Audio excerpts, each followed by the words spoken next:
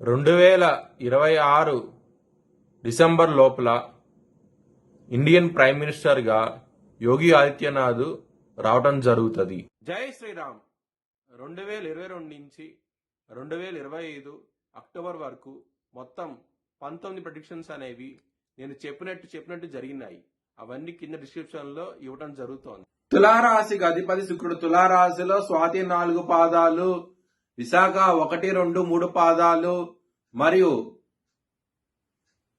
చిత్త 3, 4 పాదాలు ఉంటాయి. ఈ నక్షత్రం వాళ్ళందరికీ నేను చెప్పే వార ఫలితాలు వర్తిస్తాయి. ఈ వారంలో తులారాశి వారికి గురువు గారు యోగిస్తున్నారు. 2వ స్థానంలో శుక్రుడు బుధుడు యోగిస్తున్నారు. తృతీయంలో కుజుడు యోగిస్తున్నారు. 4 గ్రహాలు యోగిస్తే మిగతా గ్రహాలు వ్యతిరేక ఫలితాలు ఉన్నాయి. మీరు బ్రాహ్మణుడికి అన్నదానం చేయండి, ఖచ్చితంగా మంచి ఫలితాలు ఉంటాయి. లక్ష్మీదేవిని ఆరాధించండి, మంచి ఫలితాలు చూస్తారు ఈ వారంలో. సోమవారం రోజున, శనివారం రోజున ముఖ్యమైన పనులు స్టార్ట్ చేస్తే కనుక ఖచ్చితంగా విజయం సాధిస్తారు.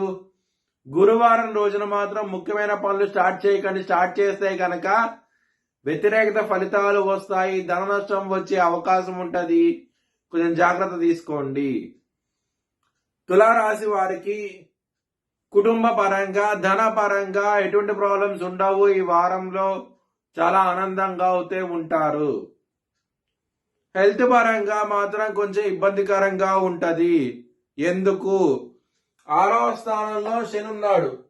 కుజుడు దృష్టి శని మీద ఉంటోంది. శని కుజుడు బద్ధ శత్రువులు. అలాగే శని దశమ దృష్టి కుజుడి మీద ఉంటోంది. ఈ విధమైన గ్రహస్థితి ఉండటం మూలంగా ఆరోగ్యపరంగా మాత్రం ఇబ్బందులు ఉంటాయి. శత్రువులు అనే వాళ్ళు చాలా అధికంగా ఉంటారు. కుజుడు శని ఇద్దరు బద్ధ శత్రువులు. 6వ స్థానం మీద కుజుడు దృష్టి ఉన్నది. రుణ రోగ శత్రుస్థానం అంట 6వ స్థానం అనేది. సో శత్రువుల మూలంగా ఇబ్బందులు ఉన్నాయి కాబట్టి కాల భైరవాష్టకాన్ని చదువుకోండి. చాలా చాలా మంచి ఫలితాలు ఉంటాయి. లవర్స్ కి మాత్రం బ్యాడ్ టైం నడుస్తోంది. మీ లవర్ కి మాత్రం ప్రపోజ్ చేయకండి. ప్రపోజ్ రిజెక్ట్ చేసే అవకాశం ఎక్కువగా ఉంటది.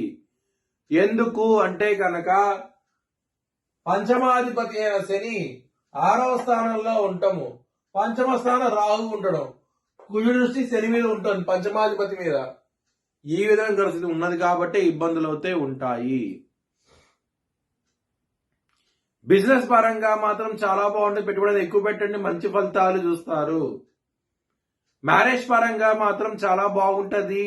ఈ వారం అనేది ఎటువంటి ప్రాబ్లమ్స్ అంటూ ఉండవు.